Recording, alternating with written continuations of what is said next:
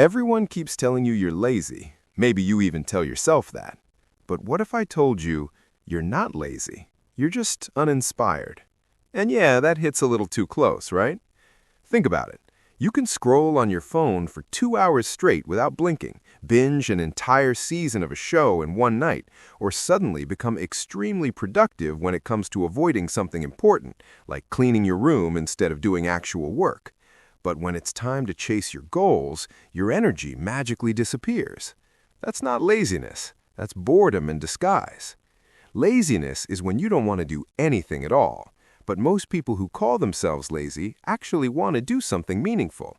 They just don't feel excited enough to move. Imagine asking someone to dig a hole for no reason, no explanation, no reward, just dig. They'll drag their feet, complain, and quit halfway. Now tell them there's treasure buried underneath, and suddenly they're digging like their rent is due tomorrow. Same person, same shovel, totally different energy. That's inspiration. And when you don't have it, even simple tasks feel heavy, like your brain put weights on your motivation.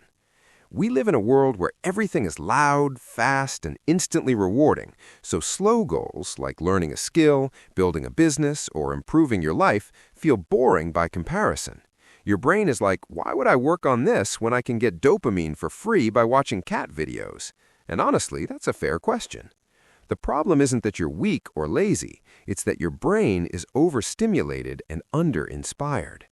Think about a time when you were genuinely excited about something, a trip, a new idea, a crush, or even a random hobby you dropped after 2 weeks. You didn't need discipline back then. You didn't need motivation quotes. You just did the thing. You stayed up late, woke up early, and somehow had energy you never have. That energy didn't come from nowhere. It came from meaning. When something feels pointless, your brain protects you by saying, nah, not worth it. And we mislabel that protection as laziness. Here's a simple real-life example. Imagine going to the gym just to run on a treadmill, staring at a wall, no music, no goal, miserable. Now imagine training for something specific, maybe a race, maybe to look good at the beach, maybe just to prove something to yourself.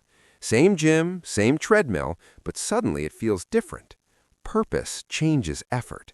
And a lot of people don't lack discipline. They lack a clear why.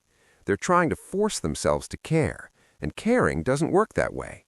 You can't bully yourself into inspiration. You have to reconnect with it.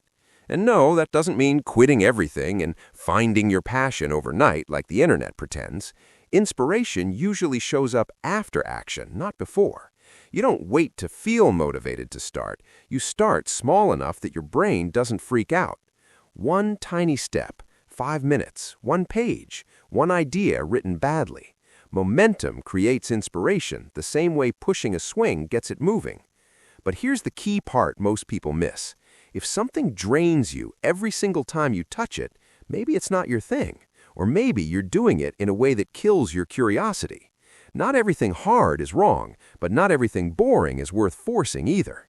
Being uninspired doesn't mean you failed. It means something in your life needs meaning, challenge, or novelty again. So next time you call yourself lazy, pause and ask a better question. What am I missing right now? Clarity, excitement, or a reason to care?